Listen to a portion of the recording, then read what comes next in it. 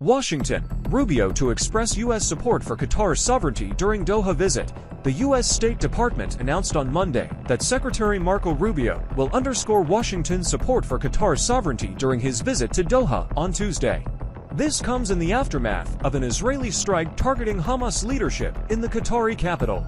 State Department spokesperson Tommy Pigott stated in a press release, as Rubio held meetings in Israel, Secretary Rubio will reaffirm the United States' unwavering support for Qatar's security and sovereignty following the Israeli attack on Doha. The Doha Summit expressed unwavering support for Qatar in the face of Israeli aggression.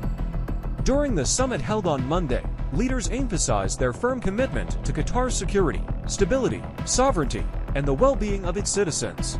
They stood united in condemning and confronting what they described as blatant Israeli aggression, labeling it a grave violation of Qatar's sovereignty, a stark infringement of international law, and a serious threat to regional peace and security. The Emergency Arab Islamic Summit reiterated solidarity with Qatar against the treacherous attack, which was deemed an assault on all Arab and Islamic nations. Participants voiced their support for any measures Qatar might take in responding to the aggression to preserve its security, sovereignty, stability, and the safety of both its citizens and residents. These actions were recognized as rights enshrined under the United Nations Charter. The U.S. has doubled its military aid to the Kurdish Peshmerga forces while reducing assistance to Iraqi federal forces. The 2026 budget of the U.S. Department of Defense reflects a notable increase in financial support for the Peshmerga, which are tasked with protecting the Kurdish region, alongside a reduction in aid allocated to Iraq's federal military forces. Analysts suggest this shift may indicate a realignment in Washington's priorities and military strategies, favoring the Kurdish region over the central government in Baghdad. The Spanish government has cancelled a contract worth approximately €700 million for the purchase of missile launchers designed in Israel. This decision follows its announcement last week to prohibit the signing of arms contracts with Israel, according to official documents reviewed by Agence France-Presse on Monday. The contract, which had been awarded to a consortium of Spanish companies, included the acquisition of 12 units of the high-mobility rocket launcher system Sylum. This system is an adaptation of the Israeli-designed Polaris system, developed by Elbit Systems, as detailed in the Military Balance Report published by the International Institute for Strategic Studies (IISS). After local media and the Israeli newspaper Haaretz reported on the cancellation, it was officially confirmed via Spain's public procurement platform in a document dated September 9, which was accessed by an AFP journalist. Iranian Supreme National Security Council issued a statement yesterday cautioning against any hostile actions targeting the Islamic Republic of Iran or its nuclear facilities.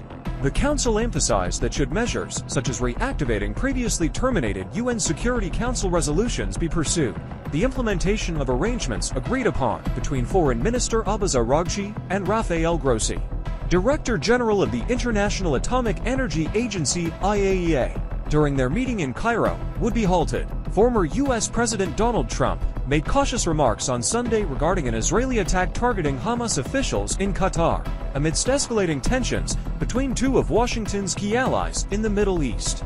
Speaking to reporters, Trump described Qatar as an exceptional ally and urged caution from Israel and others. He emphasized the need for careful consideration when engaging in such actions, according to reports by Agence France-Presse. Prime Minister of Spain calls for exclusion of Israel from international competitions as long as brutality continues. Spanish Prime Minister Pedro Sanchez stated on Monday that both Israel and Russia should be barred from participating in international sports competitions until what he described as brutal actions come to an end. His comments referred to the ongoing conflicts in Ukraine and the Gaza Strip. Sanchez, a vocal critic of Israeli Prime Minister Benjamin Netanyahu's government and a steadfast advocate for the Palestinian cause, asserted that Israel should not be allowed to take part in any international competition if the brutality persists in Gaza. Drawing parallels with the sanctions on Russian athletes following the invasion of Ukraine, he stressed the necessity of similar measures. Empty pots rest over low flames, waiting for something to be cooked that might ease the hunger of Gaza's children. Those same children stare at the pots with longing, their starving eyes pleading for a morsel to stave off slow death.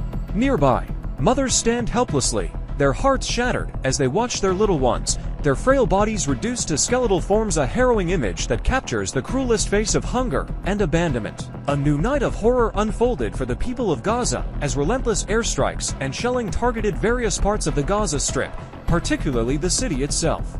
Two catastrophic massacres occurred when the occupation forces bombed a makeshift tent, sheltering displaced families near Capital Mall, into homes belonging to the Abu Khanis and Abu Leah families in Gaza City. These atrocities claimed the lives of over 16 people, including women and children. Among the victims were the children of journalist Yahya Sabeh, injured in the attack on a displaced family's tent in the Al Rimal neighborhood, west of Gaza City. Further injuries were reported after strikes on Al-Ashi Tower, situated behind Al-Quds Hospital in the Tel Al-Hawa neighborhood of Gaza. The ongoing bombardment, particularly focused on Gaza City, seems to aim at forcing residents who have firmly declared we will not leave to flee their homes amidst an environment where no location in the Gaza Strip remains safe. Meanwhile, the siege continues, border crossings remain closed, and hunger claims more lives daily within the besieged enclave. The international community responds with little more than statements of condemnation and calls for action that yield no significant change.